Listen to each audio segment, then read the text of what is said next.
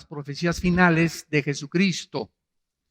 Esta ya es la culminación de estas señales y me quise concentrar dando relevancia a los tiempos en que nos encontramos, de que realmente estamos viviendo una época muy, muy peligrosa, una época en la que necesitamos comprender claramente qué es lo que nos trae la Biblia.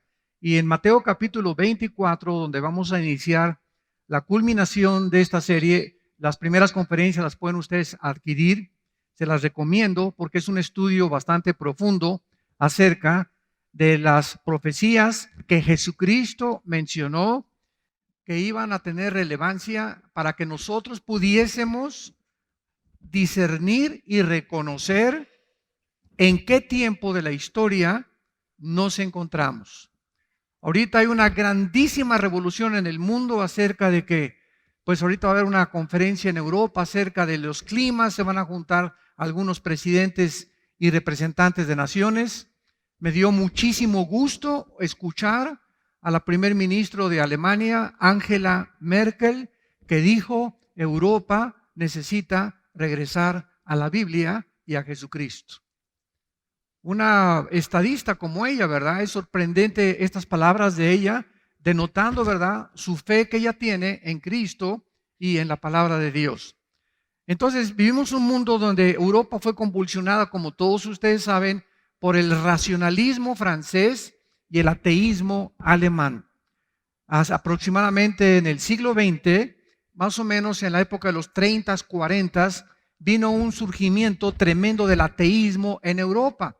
Y muchos pastores de Estados Unidos, de muchos seminarios, fueron enviados a prepararse a escuelas, porque muchas veces le dicen: no, pues es que quiero mandar a mi hijo o a Harvard en Estados Unidos, o lo quiero mandar a estudiar a Francia, o lo quiero mandar a estudiar a Alemania. Y recordemos lo que dijo la mamá de los misioneros Wesley, del gran predicador John Wesley. Tuvo cerca de 10 hijos. Ella dijo lo siguiente: yo prefiero tener hijos brutos y santos y no inteligentes y diablos. Así que es 1000 veces mejor, ¿verdad? Hay padres que han llegado conmigo: quiero mandar a mi hija a estudiar a Italia o quiero mandarle a España. ¿Sabes una cosa? Piénsalo 5 veces antes, porque a lo mejor hay una muy buena instrucción académica en España acerca de lo que quiere estudiar tu hija, o en Francia o en Alemania, pero quiero decirte que las condiciones morales de Europa nunca habían estado en un grado tan bajo. Entonces es una inmoralidad impresionante, un ateísmo impresionante, un rechazo a las leyes de Dios impresionante, donde nos damos cuenta, ¿verdad?, que al final de todo este caos surgirá el personaje que la Biblia llama como el anticristo. Entonces necesitamos saber nosotros dónde ubicarnos. Nuestros hijos es la próxima generación, si Cristo no viene ya ahorita saliendo aquí de la reunión o en la noche en el arrebatamiento de la iglesia. Pero necesitamos pasarles la batuta a nuestros hijos y a la generación que nos sigue para que ellos puedan ubicarse y entender claramente el mundo que los rodea. Y no solamente concentrarnos, ¿verdad?, en trabajar. Pues, ¿para qué vives? Pues me levanto en la mañana, desayuno y voy a trabajar. Y después regreso a mi casa y me duermo. Y después vuelvo otra vez a trabajar. Y así te pueden pasar 20, 30 años sin que tú te des cuenta que naciste y viviste sin ninguna diferencia a los animales. La vaca se levanta y come y duerme. El caballo se levanta, come y duerme.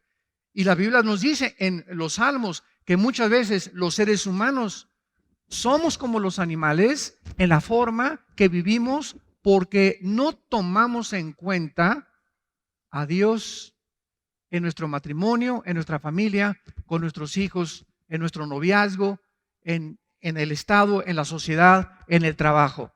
Entonces tenemos un propósito mucho más grande. Es importante trabajar, claro, pero cuando tú le pones a Dios y le das un lugar especial en tu vida, Él te va a iluminar para que tú comprendas que hay algo mucho más que eso, que es la comprensión de aquello que trasciende, y que es posible que tú puedas en tu trabajo tener paz, en tu matrimonio tener paz, en tu familia tener paz, y entender claramente lo que podemos heredarles a nuestros hijos, que no siempre es desgraciadamente, una herencia económica.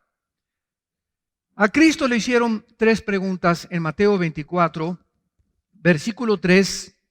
Estando él sentado en el monte de los olivos, los discípulos se le acercaron aparte diciendo: dinos, número 1, ¿cuándo serán estas cosas?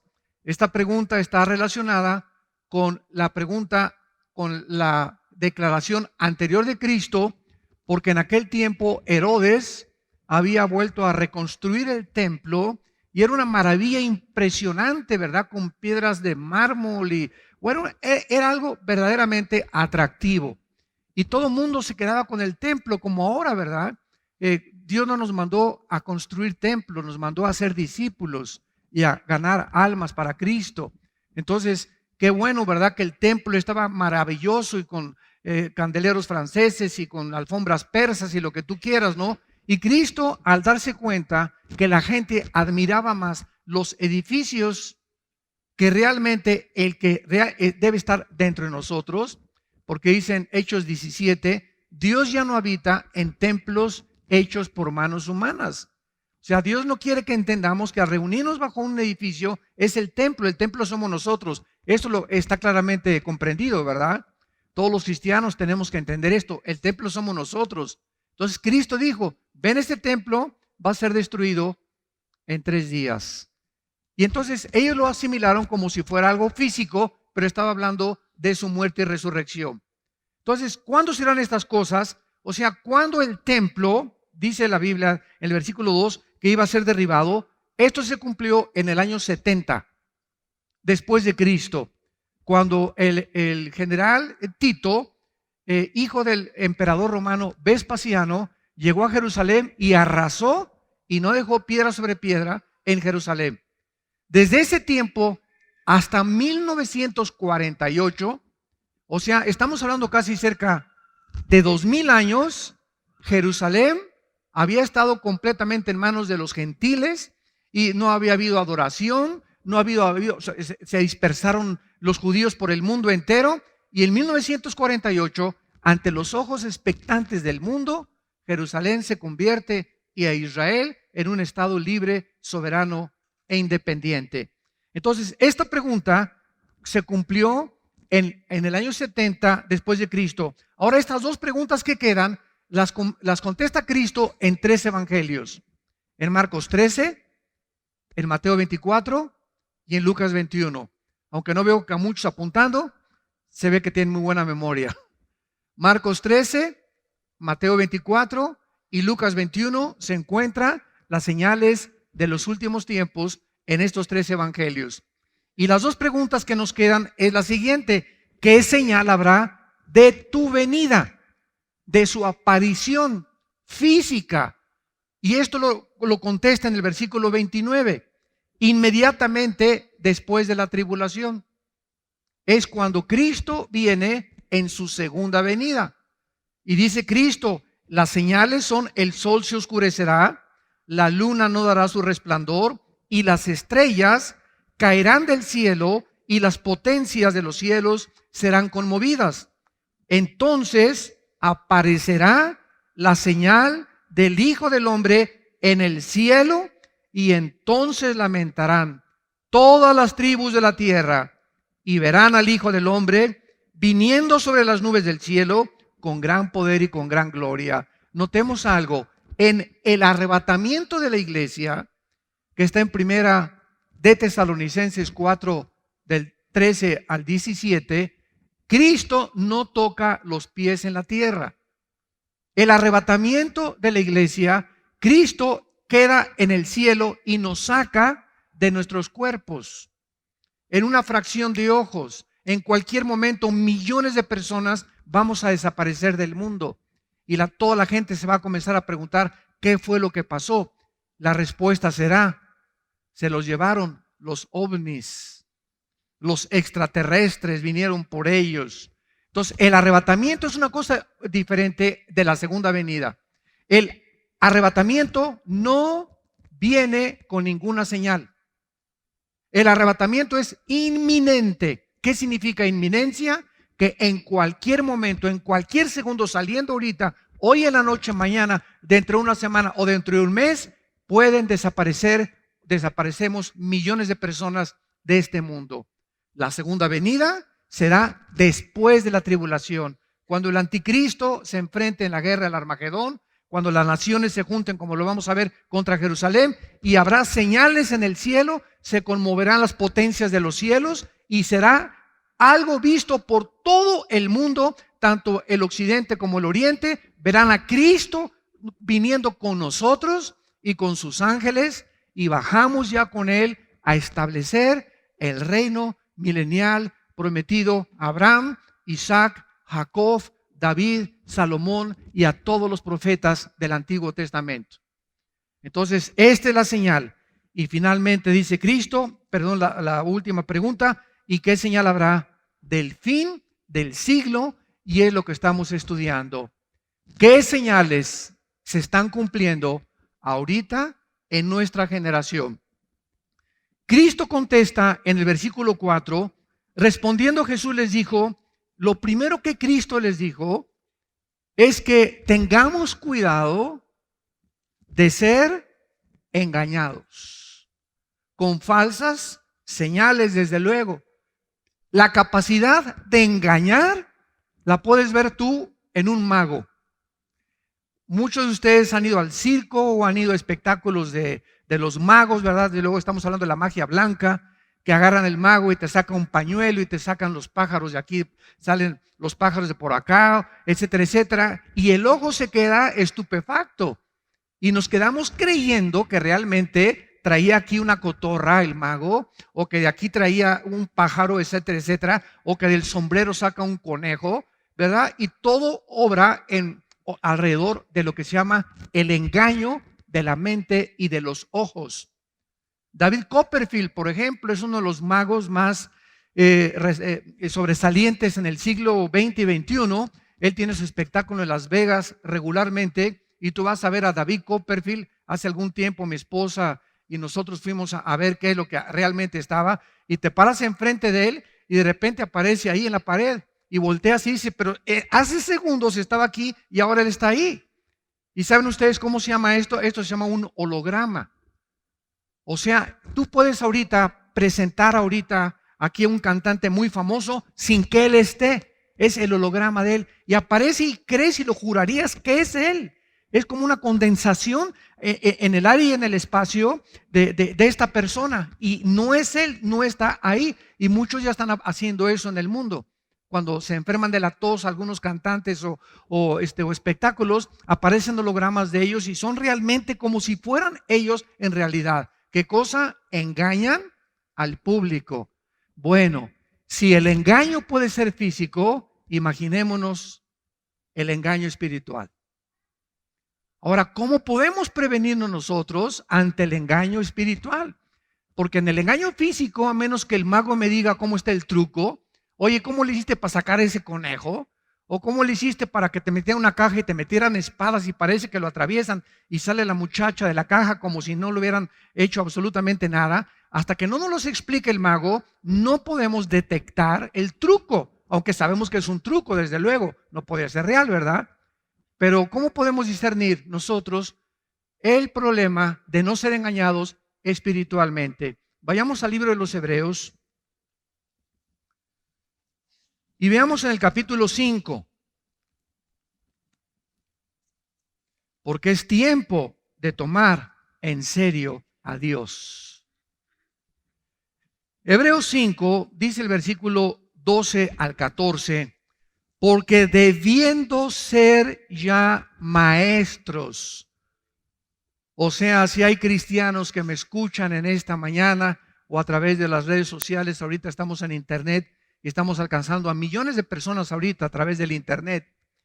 Todas las personas que nos escuchan, si tú eres un cristiano que ya tienes 5, 6, 8 años de cristiano, y en todo este tiempo ni siquiera a tus hijos les has compartido, por ejemplo, ahorita lo que estás aprendiendo. Por eso es tan importante tomar notas, porque no siempre la memoria nos falla. Y hoy llegas en la tarde con tu mamacita que está enferma, que no puede venir a la iglesia, y le compartes el estudio, esta conferencia de hoy, mamita, fíjate que encontramos, el pastor habló de las señales, etcétera, etcétera. ¿Qué significa esto? Que somos llamados a que lo que recibimos tenemos que entregar. ¿A quién le compartes los estudios, por ejemplo, del ITI? Muchos de ustedes están inscritos en el Instituto Teológico Internacional que impartimos nosotros. Mi hermano Alejandro es el director. Tenemos más de 2,000 alumnos también por internet del ITI. Pero cuando tú vas a estudiar el ITI y nomás recibes y engordas y engordas y engordas, y ya sabes soteriología, ya sabes escatología, y ya sabes esto, y ya sabes aquello, pero ese conocimiento, ¿a quién tú se lo estás transmitiendo? ¿Alguna hija? ¿Algún hijo? ¿En tu trabajo? ¿En la hora de lunch en el trabajo? ¿A quién? Debiendo ser ya maestros, entendamos esto. Dios espera que lo que recibimos nos convierta en maestros, o sea, en personas que enseñan a otros y transmitan a otros el conocimiento de Dios. Esto es muy importante que tú lo entiendas y lo tomes en serio.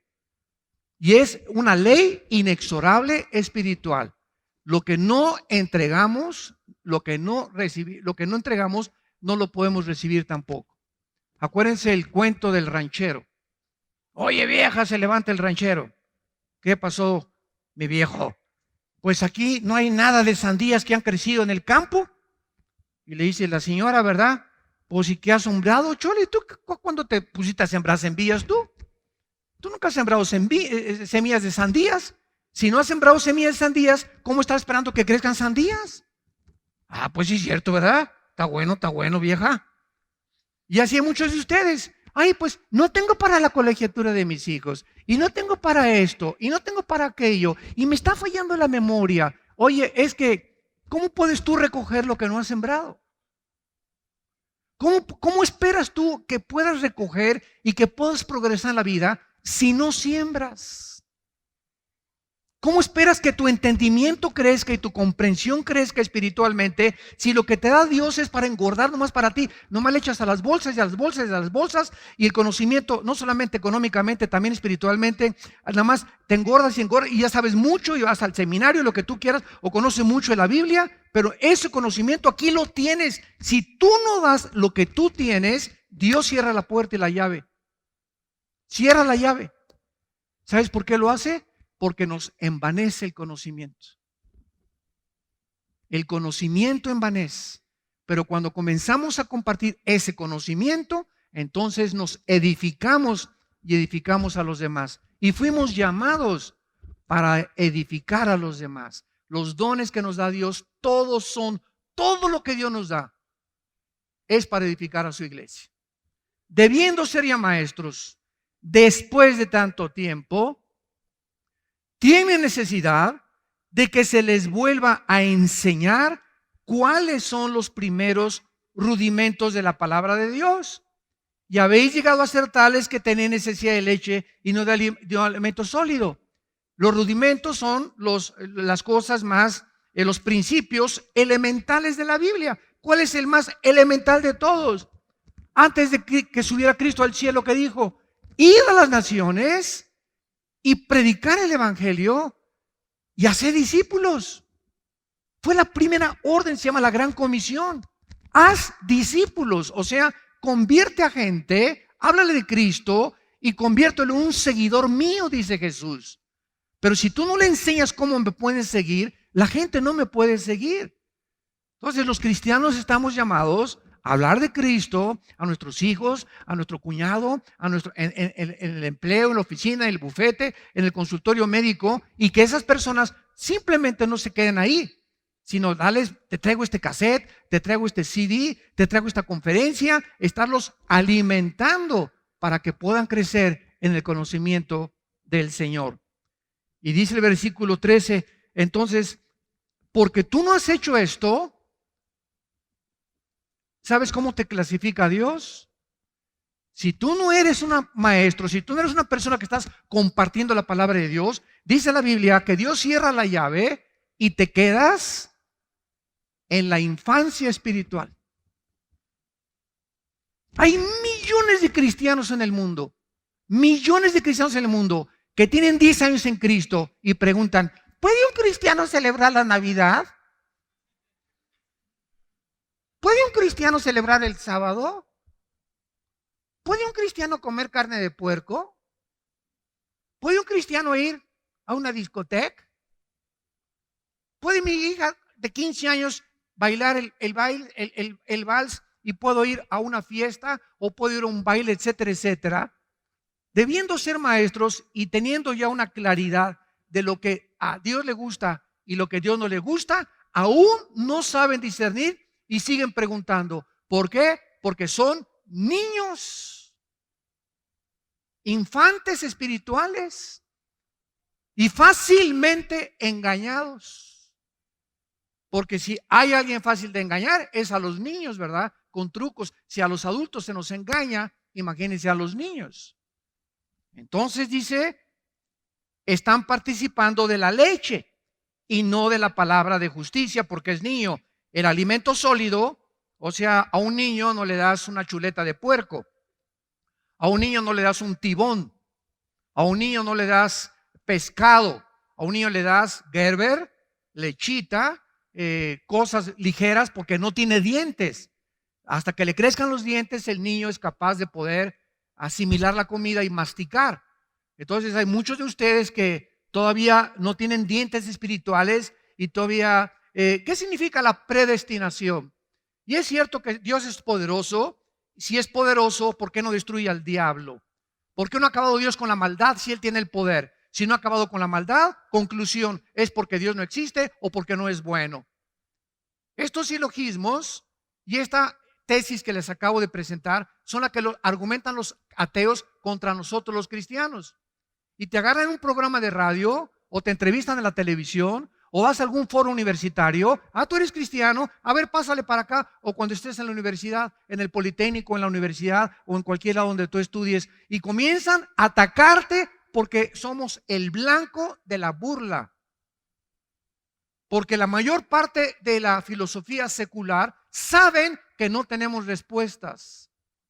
Y por eso atacan a los cristianos y se burlan de ellos. El alimento sólido es para los que han alcanzado madurez por el amor de Dios. José, María y el burrito que los acompaña. Para los cristianos que han madurado, ¿cómo se madura? Compartiendo la palabra. En el momento en que damos la palabra y hablamos la palabra y enseñamos la palabra, y a mi mamá y voy a visitar al asilo y a los viejitos les comparto la palabra, en el momento que estamos entregando la palabra de Dios, hay algo misterioso que sucede en el mundo espiritual que al dar nos edifica a nosotros y nos madura más rápido de lo que nos imaginamos. Es para los que han alcanzado madurez, para los que por el uso tienen los sentidos ejercitados en el ¿qué cosa? Discernimiento. Esta palabra diacrisis en el griego significa distinguir entre lo que es bueno y lo que es mal, entre el bien y entre el mal. Entonces, si tú quieres no ser engañado en la época que vivimos y no ser engañado por lo que dice CNN en la televisión y lo que dice Fox News y lo que dice la revista Cosmopolitan y lo que dice Chispirito y lo que dice, bueno, Virito y Capulina ya no existen, ¿verdad? Fueron de mi época. Bueno, etcétera, etcétera, ¿verdad? Si no queremos ser engañados y no queremos ser orientados con una falsa información de los medios de comunicación, necesitamos madurar en Cristo. Necesitamos entender que necesitamos madurar. Muy bien, regresamos a Mateo y es la primera advertencia que Cristo nos hace. Cuídense de ser engañados.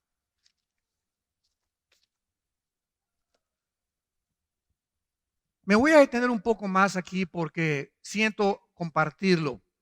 Hace poco en Estados Unidos, una pareja, ella era de Arabia Saudita, él era de origen musulmán, de repente se llama radicalización. ¿Qué cosa es cuando una persona es radicalizada? Cuando es adoctrinado o endoctrinado hacia una ideología y te convierten de repente en un creyente, en un ateo. O de repente te conviertes y aceptas que la filosofía de ISIS, el grupo terrorista monstruoso que está ahorita tratando de establecer el califato en el Medio Oriente, es lo que tú fuiste llamado, y van jóvenes de México y de Estados Unidos y de Italia y se unen a un grupo terrorista porque son personas que están buscando algo por lo cual vivir, cansados de la hipocresía del gobierno, de las religiones, etcétera, etcétera, y se quieren identificar por algo. Esto es algo inherente de la juventud, el idealismo, y entonces abrazan engañados una ideología o un sistema de pensamiento que los va a llevar a su propia autodestrucción. Pero lo que quiero compartir es lo siguiente. En todos estos casos, lo que los sociólogos, antropólogos, psiquiatras o psicólogos están percibiendo es que cómo puede una persona cambiar en 24 horas.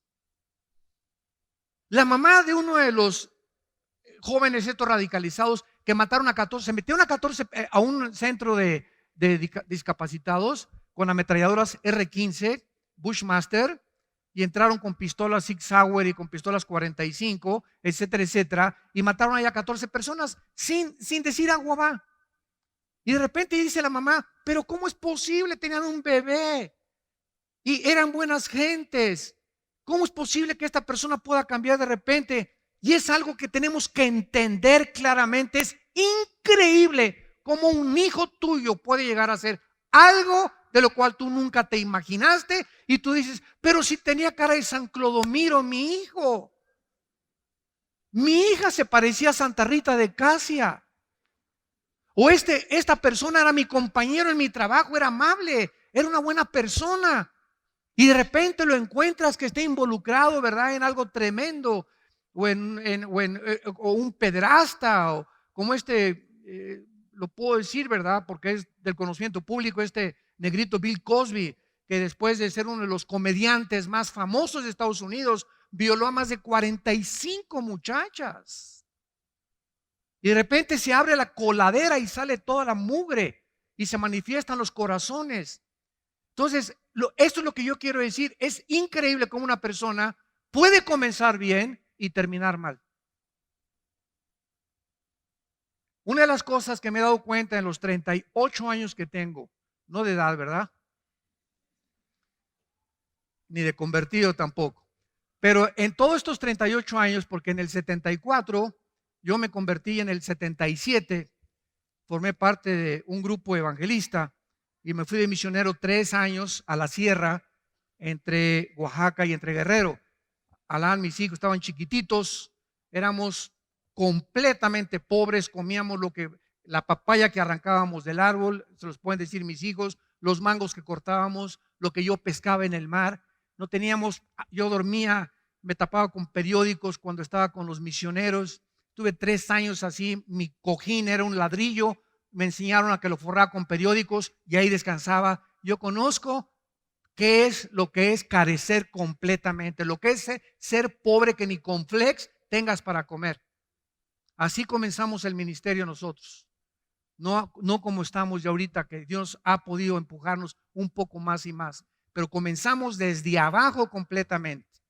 Y en todo este tiempo que llevo predicando en las naciones el Evangelio de Cristo, me he encontrado con buenos predicadores, con buenos misioneros, y regreso a un país y me dicen, ¿se acuerda usted de ese pastor o se acuerda usted de esa persona? Claro que sí me acuerdo. Pues hermano, fíjese que cayó. ¿Cómo que cayó? Sí, como decía hace muchos años el famoso clavadista y uno de los primeros que ganaron medallas de oro en las Olimpiadas, Joaquín Capilla.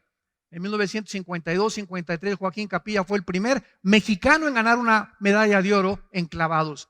Y Capilla, que iba a nuestra iglesia, ya murió hace algunos años, nos decía: la lana, la fama y la dama.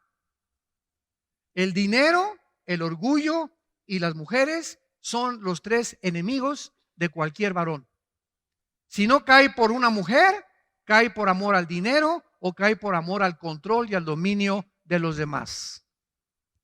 Y estas son las cosas en las que debemos de tener cuidado y abrir completamente nuestros sentidos espirituales y darnos cuenta que un varón no puede jugar con las mujeres. Número uno, un varón tiene que tener mucho cuidado en cómo administra sus bienes materiales. Y un varón nunca debe estar, nunca una persona que busca el control de otras personas o el dominio de otras personas es de Dios. Los más grandes siervos de Dios y los más grandes hombres que Dios usa son aquellos que no te dicen quiero un puesto o una posición, sino que te dicen ¿dónde puedo venir a barrer? ¿Dónde puedo venir a ayudar? ¿Dónde puedo venir a servir? Ayer en el desayuno, un ejemplo, ayer en el desayuno vino un hombre desde Saltillo al desayuno, desde Saltillo, Coahuila. Desde allá vino 12 horas manejando. Únicamente quería venir al desayuno. Llegó aquí a las 5 de la mañana al hotel. Ahí lo encontraron en la puerta. Y lo encontró uno de los siervos que trabajan con nosotros. Y le preguntó, ¿qué hace usted aquí? Estoy esperando la conferencia. Oiga, pero comienza hasta las 9:30. No importa. ¿Puedo barrer o puedo hacer algo mientras viene la conferencia? Y cuando llegué le tuve que dedicar, ¿verdad?, todo el tiempo posible porque él quería hablar conmigo, quería retratarse conmigo, dice que ama la palabra de Dios. Y cuando yo supe todas estas cosas, yo vi ahí un potencial de un gran hombre que Dios va a levantar. Imagínense nada más, ¿qué puedo hacer mientras se abren las puertas del hotel? ¿Puedo barrer? Me quieren, y era una persona con medios económicos solventes. Puedo acomodar las sillas. Esos corazones son los que Dios busca. Entre ustedes, el que sirve a los demás es el más grande entre ustedes. No el que busca que lo sirvan, el que se somete a la autoridad y no le importa qué humillación tenga. Ese es el corazón de Cristo, que siendo igual a Dios, no estimó el ser igual a Dios, sino que se humilló a sí mismo y tomó la forma de un siervo con nosotros. Y estando en condición de siervo, se humilló hasta lo sumo, haciéndose obediente hasta la muerte y muerte de cruz. Y eso lo hizo por el amor que nos tenía. Ahora veamos a continuación en el versículo 12. En las conferencias anteriores analizamos las guerras, los rumores de guerras, etcétera, etcétera, los terremotos, las hambres. Y en el versículo 12 vemos otra señal y vamos a ver si es relevante a lo que Jesús profetizó. Y por haberse multiplicado la maldad, el amor de muchos se enfriará. No está hablando de la gente que no es cristiana, porque la gente que no es cristiana no conoce el amor de Dios. En primera de Juan dice, Dios es amor. Y los que no aman como ama Dios, no han conocido a Dios. Y la palabra amor que la Biblia usa es la palabra ágape, en el griego. Ágape, que significa amar incondicionalmente. Es el amor que los maridos debemos tener a nuestra esposa. Efesios 5, 24 y 25. Maridos, amen a vuestra esposa como Cristo agapeó, como Cristo incondicionalmente, siendo aún pecadores, no esperándonos que nos portara bien, así de sucios nos amó hasta la muerte. Entonces no vengas, por favor, pues hasta que no se porte como Santa Mónica, mi esposa, y hasta que no me haga mis huevitos como chorizo, como a mí me gustan, y hasta que no sepa que aquí yo soy el que mando, yo no puedo amarla así. ¿Sabes una cosa? Ahí estás condicionando tu amor. Muy bien, esta palabra maldad es la palabra anomia en el griego. Por haberse multiplicado la anomia. ¿Qué es la palabra anomia? Es la palabra que significa rebelión, escucha, contra las leyes morales. Vamos a hacer un panorama rápido para que nos demos cuenta de qué forma la maldad o la rebelión contra las leyes. ¿Quién pone las leyes morales? Dios, ¿verdad? Nadie puede legislar la moral más que Dios. Los nazis legislaron su moral y para ellos no era, ¿verdad?, asesinar era eliminar por causa del Estado. La ideología comunista, cuando estuvo vigente la Unión de Repúblicas Socialistas Soviéticas, le quitaron la palabra robar y le pusieron expropiar. Ya se oye menos feo, ¿verdad? Y así vemos cómo nosotros, ¿verdad? A través del tiempo, los seres humanos vamos barnizando, pintando el pecado. Entonces, cuando vemos que Dios nos advierte de que vendrá una rebelión contra las leyes morales, nos damos cuenta que esta revolución moral tuvo su inicio principalmente, síganme con mucho cuidado, en la década de los 60. En la década de los 60, estamos hablando hace aproximadamente 55 años, se inició una revolución en contra de las leyes morales de Dios, de inmoralidad e intelectualidad, principalmente en el occidente. Veamos rápidamente, desde los 60 hubo un surgimiento del ateísmo, del hipismo, el relativismo, el humanismo, evolucionismo, materialismo, hedonismo, etcétera, etcétera. Llega a las Américas Elvis Presley, los Beatles, los Rolling Stones, los Doors, Judas Priest, otros grupos de heavy metal que introducen, principalmente por los Beatles introducen al mundo la marihuana a los jóvenes. Cuando John Lennon se va a la India con el Maharaji, Tachi, Kachi, Mamakarachi, y desde allá regresan a Inglaterra con un churrote así, ¿verdad? Y presta para andar iguales. Y comienzan a poner de moda esa presta para andar iguales. Y en los 60, yo me acuerdo en los 60, sí, yo no tenía un solo amigo en los 60, uno solo que no se las tronara. Y no estoy hablando de personas de baja calidad o pobres, de personas de media clase alta y personas pudientes y profesionistas. Increíble. Ahorita vea Colorado. En Denver, ustedes saben, tenemos una iglesia día 9 en Denver, Colorado. Ya hay una tienda de marihuana en Denver para vender marihuana. Y todo el mundo está marihuanándose en Denver, ¿verdad? Porque ya se permitió en Colorado el uso y el consumo de la marihuana. Bueno, todo esto comienza en los 60 y en los 60 se introduce la marihuana, el LSD, que es la dietilamida de ácido lisérgico. Ustedes escuchen, bueno, mejor no lo escuchen, pero la canción de los Beatles, ¿verdad? The Yellow Submarine, el hielo submarino, LSD, y Lucy in the Sky with Diamonds, Lucía en el cielo con diamantes, es LSD. Y John Lennon hizo esa canción en un viaje, en un pasosontote que se dio con este ácido lisérgico, el LSD. Entonces ahí es cuando entra y todo el mundo comenzó a hacer viajes alucinantes, marihuana, cocaína, hashish, éxtasis.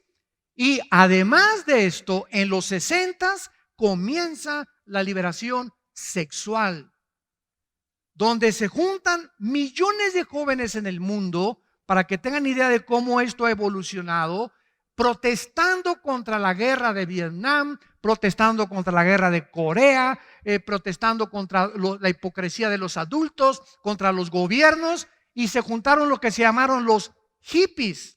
Pregúntenle a mi hermano Alejandro que fue hippie. Mi hermano Alex, ¿verdad? Que es ahorita el director, ¿quién lo creyera, verdad?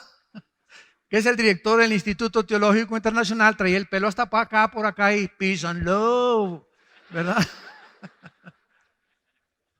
Y era la época, los 60s, o sea, así andábamos casi el 90% de los jóvenes con el pelo largo, no queríamos trabajar, protestando, y comenzaron a hacerse comunidades para vivir 3 hombres con 5 mujeres, o 10 mujeres con 4 hombres, o al revés. Y en los 60s comenzaron a nacer millones de seres humanos sin un papá o sin una mamá, o por lo menos no sabían quién era el papá ni quién era la mamá.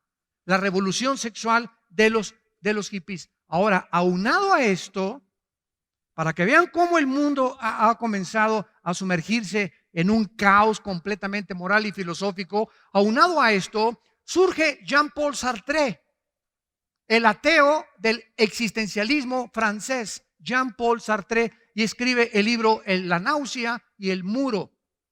Y este hombre, Sartre, comienza a invadir. El joven ya estaba moralmente degradado, la marihuana, el hashish, el LSD, etcétera, etcétera. Físicamente el diablo ya estaba destruyendo a la juventud. Ahora venía el ataque intelectual a la mente, el ateísmo francés, de Rousseau y de todos los ateos que absorbió Jean-Paul Sartre.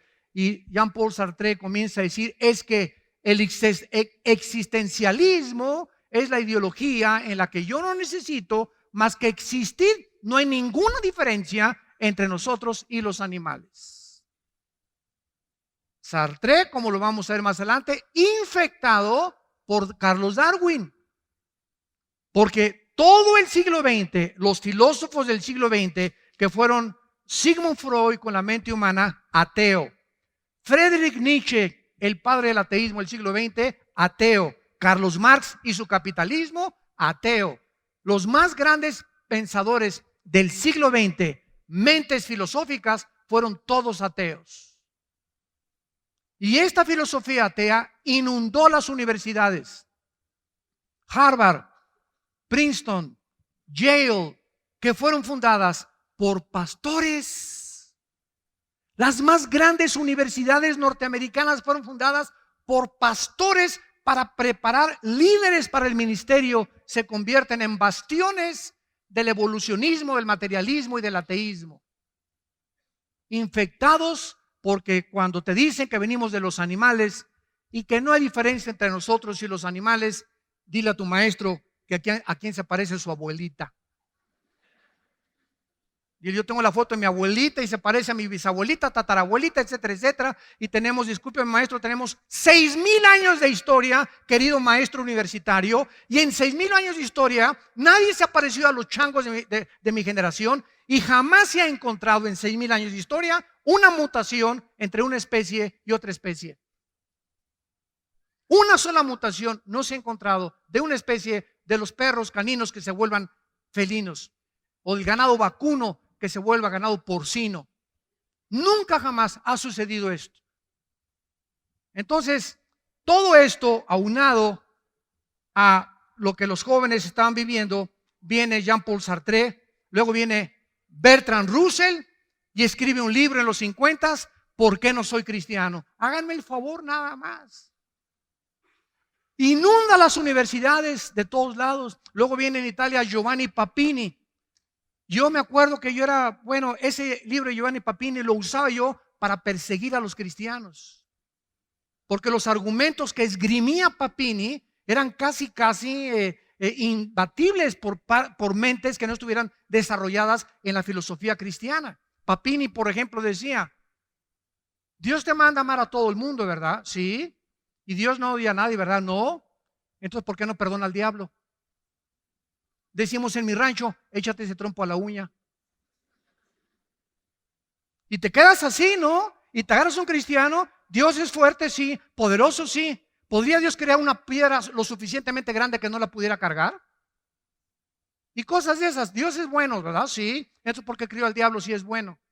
Dios es bueno, sí, ¿verdad? Entonces, ¿por qué permite que haya maldad y que mueran niños y que violen niños y que eso y el otro? Si Dios es bueno, ¿por qué permite esas cosas? ¿Y qué respondes tú?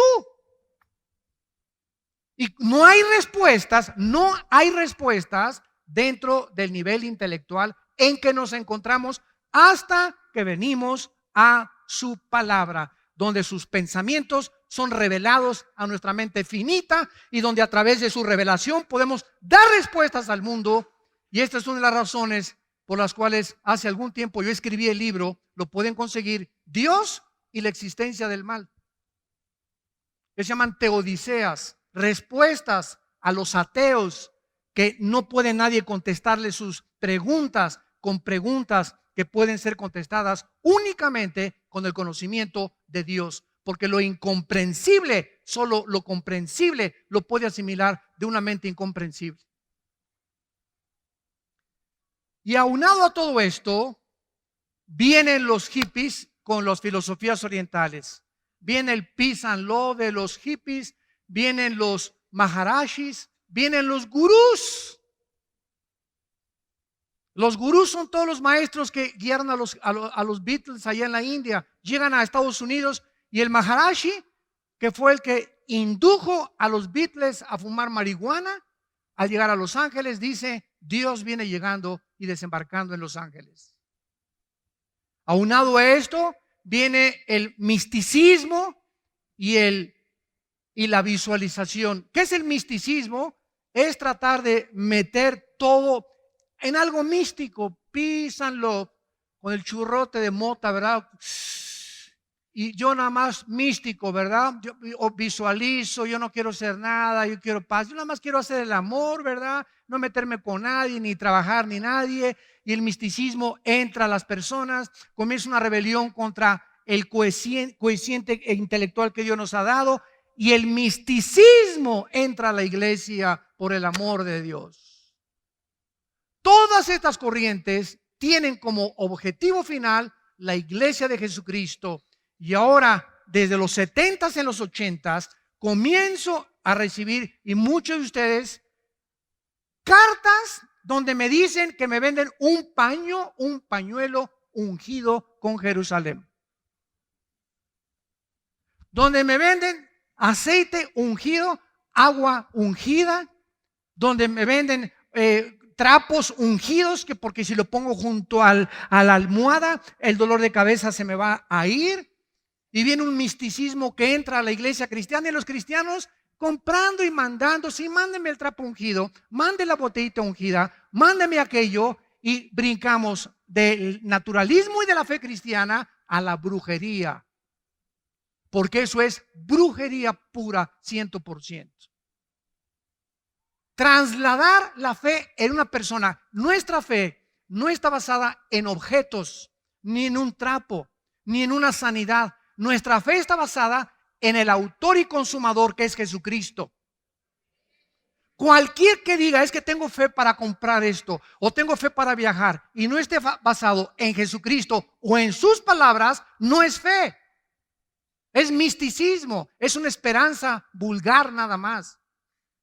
Y la iglesia cristiana se comienza a sumergir en el misticismo, en la brujería. La brujería entra a la iglesia. ¿Es posible que la brujería entre a la iglesia? Por el amor de Dios, lean Gálatas capítulo 5, versículo 1. La iglesia de Galacia era una iglesia influida por demonios. ¿Cómo lo sabemos? Porque cuando Pablo dice, estoy fascinado que hayan sido ustedes extraviados de la fe, esa palabra fascinación es la palabra que se usa para brujería. Estaban hechizados la iglesia de Gálatas con el legalismo de la ley mosaica.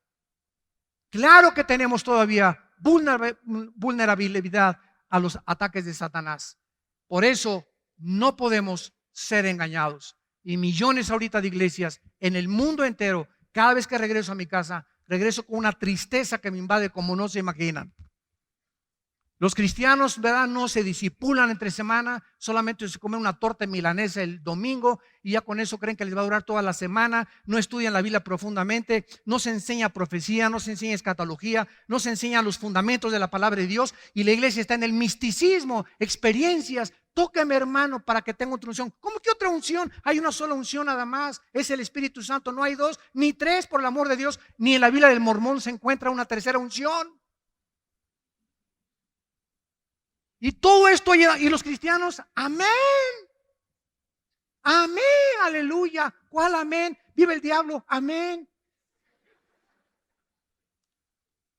Tengo que hablarles de esta manera porque nos encontramos en los tiempos finales. Y Jesús dijo, como en los tiempos de Noé, así será mi venida. La mayoría no entendieron y se los llevó a todos del diluvio.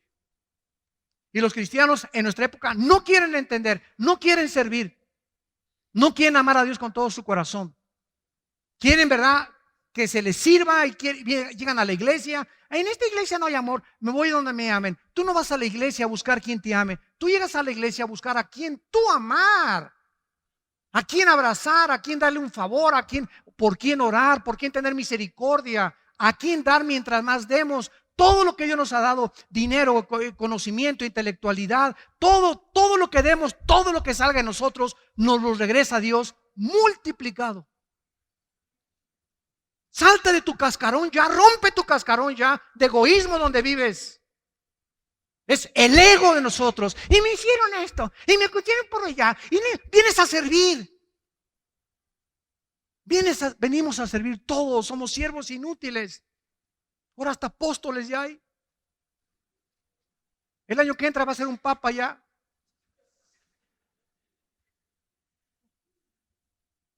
Ya algunos se llaman arcángeles.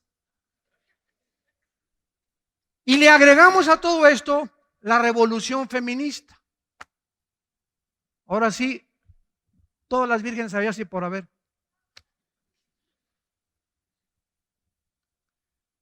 La revolución feminista, las mujeres hartas, cansadas del machismo. Cansadas de que ya macho camacho nada más en su casa. De ser tratadas mal, etcétera, etcétera. Y comienzan las mujeres, ¿verdad?, a juntarse y se forman grupos. Desgraciadamente, las que encabezaron el movimiento de la revolución feminista fueron todas lesbianas. Y actualmente en Estados Unidos, la presidenta del movimiento feminista y en Sudamérica son lesbianas. Heridas, mujeres heridas, lastimadas por algún hombre. Muchachas que a los 14 años, así lo dijo la presidenta en Estados Unidos, dijo esto en su testimonio. Y ahí viene la misericordia de nosotros. ¿Por qué soy así? A los 14 años me violó un hombre. Y esa violación fue algo traumático a mi vida que me marcó con un odio al sexo, a los hombres. Una mujer lastimada. A los 18 años, una mujer lesbiana se acerca conmigo y me comienza a acariciar, etcétera, etcétera. Y comienzo a buscar entonces el amor de las mujeres. Y ya a los 25 o 30 años de edad es muy difícil que se pueda cambiar las neuronas del cerebro más que por la sangre de Jesucristo. Nada más Cristo puede cambiar la condición de una persona lastimada y herida así. Y esta es la razón por la cual el movimiento feminista se junta mujeres lastimadas por varones, por machos camachos, vuelvo a repetir, y comienzan estas mujeres a argumentar la abolición. Se acabó el liderazgo de los hombres. Aquí en esta casa ahora la que mando soy yo, el matriarcado, en la iglesia, en el hogar y en los estados. Y venimos a la Biblia y nos damos cuenta que es completamente el ataque más grande antes de que se declararan los matrimonios gays, el ataque a la familia, donde los matriarcados comienzan a funcionar en muchas casas. Y de acuerdo al doctor James Watson, que dice en Estados Unidos que el 80% de los homosexuales provienen de hogares donde las mujeres mandan y los hombres no operan su liderazgo masculino, su sacerdocio que Dios les dio. Y venimos a la Biblia y nos da la ley moral Dios. Esta es la ley moral de Dios. Para meternos al camino, para orientarnos y hacernos ver qué equivocados estamos en escuchar esto y aquello. Es Dios, Jesús dijo, yo soy el camino. Si seguimos a Cristo, Él nos va a guiar y nos va a sanar. Si tú tienes esta tendencia de rechazo a los hombres y me escuchas, o si tú eres hombre y te ves en el espejo y te bajan los chones y el espejo te dice que eres macho, que eres hombre, entonces si tu mente te dice que no, que eres mujer, traes tornillos flojos. Algo está mal en tu mente que está contradiciendo tu misma naturaleza. Entiende esto. ¿Qué tienes que hacer? Oh Dios, cámbiame. Vengan a mí los que están trabajados y cargados y los haré descansar. Es Cristo la respuesta a los problemas más profundos, existenciales, mentales del ser humano. A eso murió en la cruz, para sanarnos, para darnos vida y darnos vida en abundancia. Para que entendamos que no podemos funcionar de otra manera. Cualquier otro camino, hay caminos que parecen derechos, pero su fin es camino de muerte. Y si no seguimos ese camino, estamos en un camino equivocado. Y ahí es donde viene el arrepentimiento. En 1973 se legaliza, en penúltimo lugar, el aborto en Estados Unidos. Más de 15 millones de bebés han sido muertos en los últimos 40, 50 años. La marihuana se legaliza en Colorado y en junio de este año, de los 9 jueces que ocupan el Tribunal Superior de Justicia en los Estados Unidos, 5 jueces legalizan los matrimonios gays. Como decía un abogado cristiano hace poco que escuché, si Estados Unidos es una nación democrática y ha luchado por la democracia en el mundo, ¿cómo es posible que no se haya hecho un consenso, verdad, para que la población determine, porque eso es una democracia, el pueblo gobierna, una votación para ver quiénes son los que más votamos, si estamos de acuerdo con el matrimonio gay o con no el matrimonio gay? Ahora, 5 hombres determinan y redefinen el matrimonio y la familia. 5 hombres.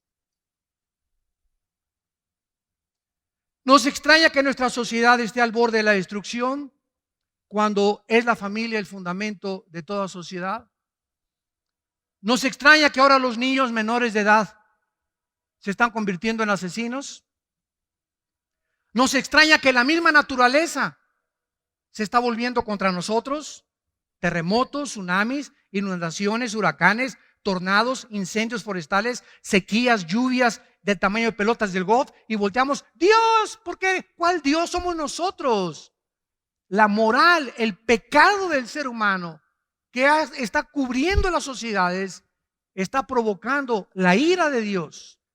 Como escribió hace 2700 años el profeta Isaías en el capítulo 24, versículos 5 y 6.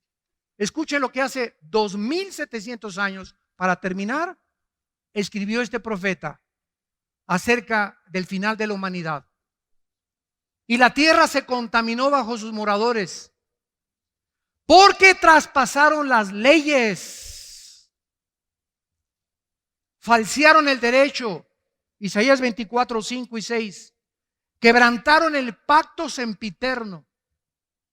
Por esta causa, la maldición consumió la tierra y sus moradores fueron asolados, y por esta causa fueron consumidos los habitantes de la tierra y disminuyeron los hombres. Dios ha asociado la naturaleza del planeta con la moral de los seres humanos. Cada vez que el ser humano se rebela contra las leyes de Dios, vean esto con mucho cuidado, cada vez que le decimos a Dios, no me importan tus leyes, yo soy el que establezco las leyes morales, la naturaleza se vuelve nuestra enemiga. El mundo se vuelve nuestro enemigo. El campo, las sequías, los mares, todo es algo que está relacionado con la moral del ser humano. ¿Nos extraña que ahora de cada 3 matrimonios hay 2 divorcios? Y nos extraña la increíble invasión de pornografía, de más de 17 millones de sitios pornográficos que están al alcance de nuestros hijos. ¿Nos extraña? ¿De qué nos sorprendemos? Estamos casi rebajándonos al nivel de los animales, y no hemos podido comprender que de tal manera amó Dios al mundo que nos ha dado su Hijo unigénito, para que cualquiera de ustedes que en Él crea no se pierda, mas tenga la vida eterna. No hay un solo cristiano, uno solo, que haya venido a la cruz no lastimado. Todos venimos a la cruz lastimados. ¿Quién no ha sido lastimado en su infancia o en su juventud? Si no lo fuiste en tu infancia, en tu juventud o en tu adultez. ¿Quién no ha atravesado un divorcio? ¿O quién no estuvo en las drogas? ¿O quién no ha cometido adulterio? Aquí no hay ningún San Pomponio. Aquí no hay nadie que pueda jactarse. Yo no he hecho nunca nada en mi vida. Todos hemos sido pecadores y todos nos alejamos de Dios y todos necesitamos su misericordia. No podemos apuntar y el dedo hacia atrás, sino entender que esa gente lastimada que está en el mundo es porque no ha oído de tus labios, tu familia, el mensaje de la cruz y de la reconciliación en el Hijo de Dios. Oremos. Padre, te damos gracias porque hemos sido elegidos según tu presencia en santificación del Espíritu para obedecer y ser rociados con la sangre de Jesucristo.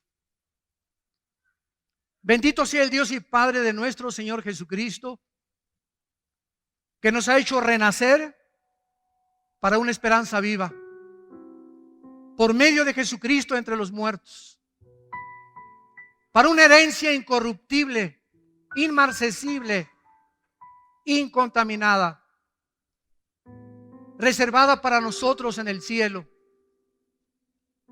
que somos guardados por el poder de Dios mediante la fe. Gracias, Señor, porque vivimos en un mundo que cada día se pudre más por causa del pecado humano. Es una raza que ha violado tus leyes morales, que se ha levantado en contra de tu nombre y de tu Hijo Jesucristo, y que ha creído poder gobernar este mundo sin Dios. Y esta es la razón del caos en que vivimos en el siglo XXI, que estamos al borde de una tercera guerra mundial. Señor, en esta mañana te pedimos por todas las almas que están escuchando este mensaje a través de las redes sociales, a través de la televisión, y las que se encuentran presentes, que con el poder de tu Espíritu y de tu palabra las hayas tocado y puedan estar bajo convicción en este momento de pecado, reconociendo que te han ofendido, que necesitan a Jesucristo, y te pido, Señor, que las traigas a la cruz, porque eres tú, Señor, el que nos llevaste a la cruz. Cualquiera que nos escuche en esta mañana, que quiere invitar a Cristo como su Salvador, ahí desde tu lugar, dile estas palabras: Padre, te pido perdón por mis pecados. Creo que en esa cruz tu Hijo pagó con su sangre por mi vida.